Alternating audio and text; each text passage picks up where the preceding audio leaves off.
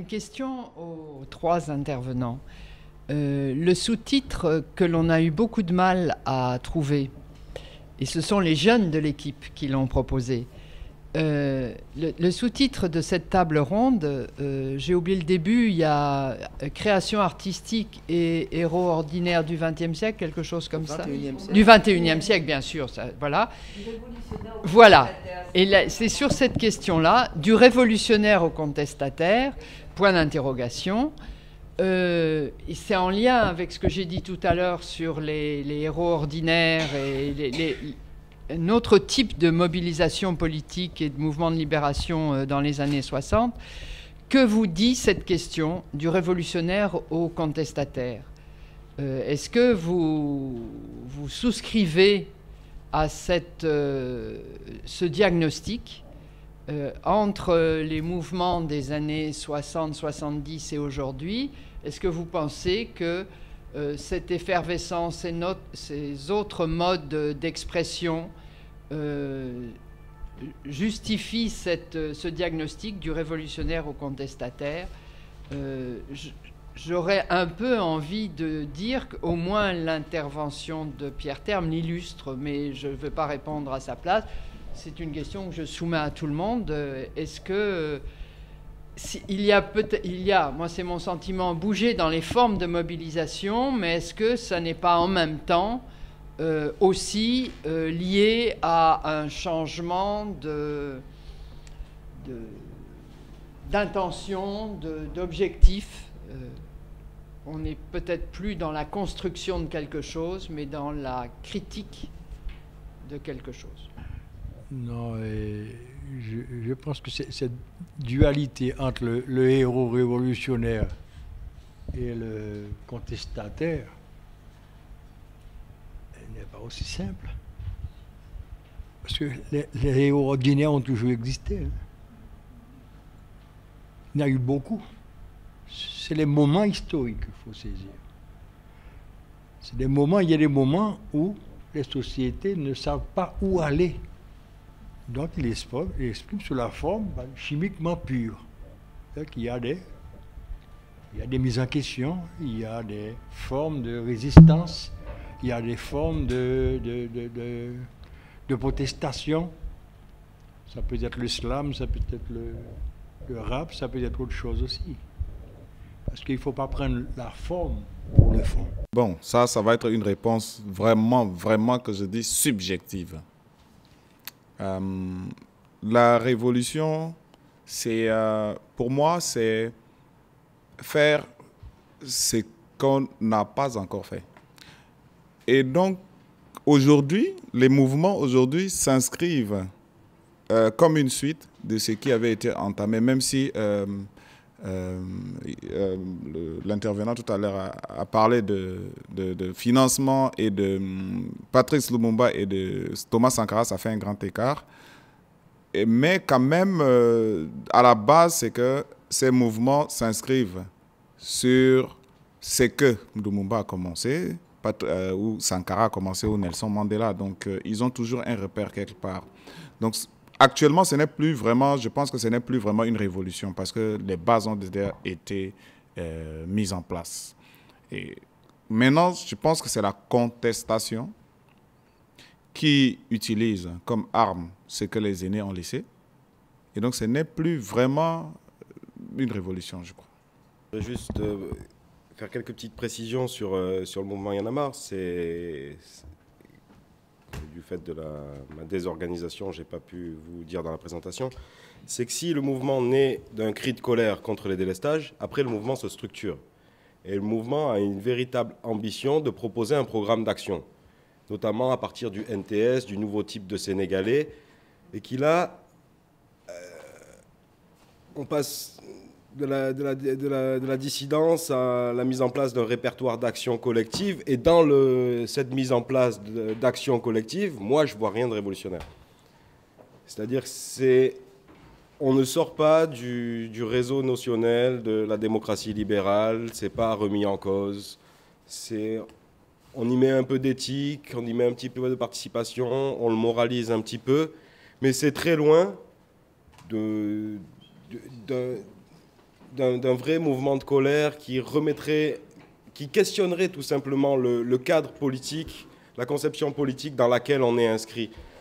J'ai l'impression que justement dans le cri de colère, il y avait encore une brèche, un espace où c'était possible de le faire. Dans les débats auxquels j'ai pu assister, j'ai entendu des intervenants qui disaient bon, on peut complètement repenser, mais dans la mise en place du programme d'action de Y'en a marre du NTS, on retombe dans un programme d'action qui n'est pas si loin de Oxfam ou de certaines ONG qui vont faire du plaidoyer, de la participation politique. Donc là, pour moi, on est très très loin de la révolution. Et si vous me donnez juste 2 secondes, parce qu'on parle beaucoup de musique, mais c'est dommage de ne pas voir des images. Donc je voulais juste vous montrer quelques petites images de ce qui a fondé du morceau emblématique qui a lancé Y'en a marre, où on voit, et le morceau s'appelle Coup de gueule. Ah, ça ne marche pas. À entendre les deux intervenants, Pierre et Didier, je note vraiment que c'est le rôle, encore une fois, de veille des artistes qui est très important. Et effectivement, le contexte historique est important. Aujourd'hui, en tout cas, moi, j'ai le sentiment qu'on n'a plus envie de faire, les artistes n'ont plus envie de faire la révolution pour créer 1, 2 ou 3 Vietnam, mais qu'ils ont plus envie de bousculer, de dénoncer pour ne pas accepter l'inacceptable, tout simplement. Et c'est ce qui s'est passé au Sénégal avec le mouvement Y'en a marre. Personne n'a pensé qu'on pouvait faire partir Wade sans aucune forme de violence, qu'il y aurait eu une grande révolution, mais à force de dénoncer, de dire ça ne peut pas passer, on a réussi à le faire partir. Donc vraiment, on est dans un mouvement de contestation. Ça oui, mais après, ils s'institutionnalisent.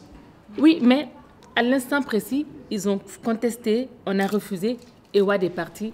On n'a pas fait la révolution tant attendue. Bon, donc avant de commencer, je voudrais vous remercier d'avoir organisé cette conférence et cette colloque et de tout, parce que là, je voudrais critiquer, mais pas dans le mauvais sens, mais ces journées sur la traite continentale, c'est un peu dommage qu'il n'y ait pas plus de voix sur l'Amérique latine, parce que, par exemple, cette table-là, ça aurait été beaucoup plus riche si on invitait aussi des spécialistes sur l'Amérique latine, parce qu'il y a des phénomènes très semblables qui pourraient se mettre en dialogue. Et donc, je ne voulais pas être critique parce que c'est vraiment hyper intéressant ce qu'on a entendu aujourd'hui, mais il y a aussi des chercheurs qui pourraient peut-être apporter sur ces sujets-là. Et donc, pour pouvoir réfléchir à cette histoire de comment on passe des leaders révolutionnaires à des artistes engagés, mais dans la contestation. Et bon, c'est juste ça. Et je voulais poser la question aux organisateurs, pourquoi ils avaient choisi ces programmes-là.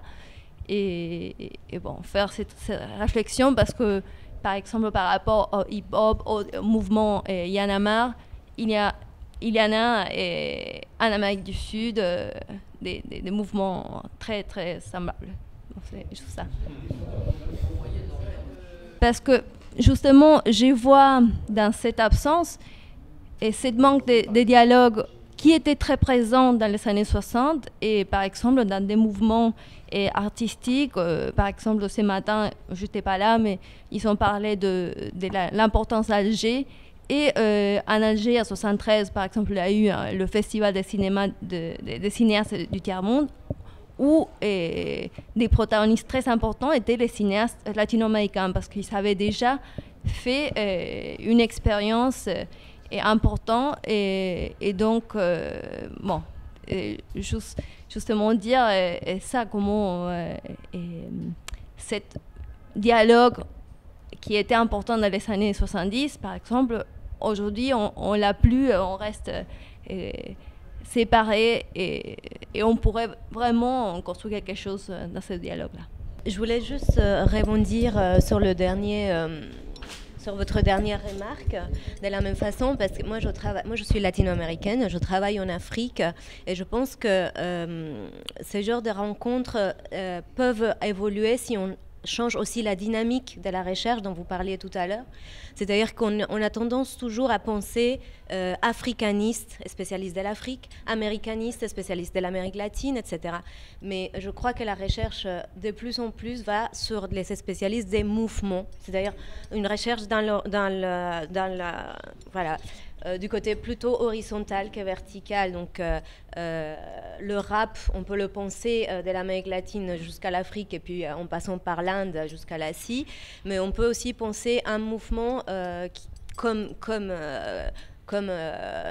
Y'en a marre, qui inspire des rappeurs en Amérique latine, qui inspire des rappeurs colombiens notamment.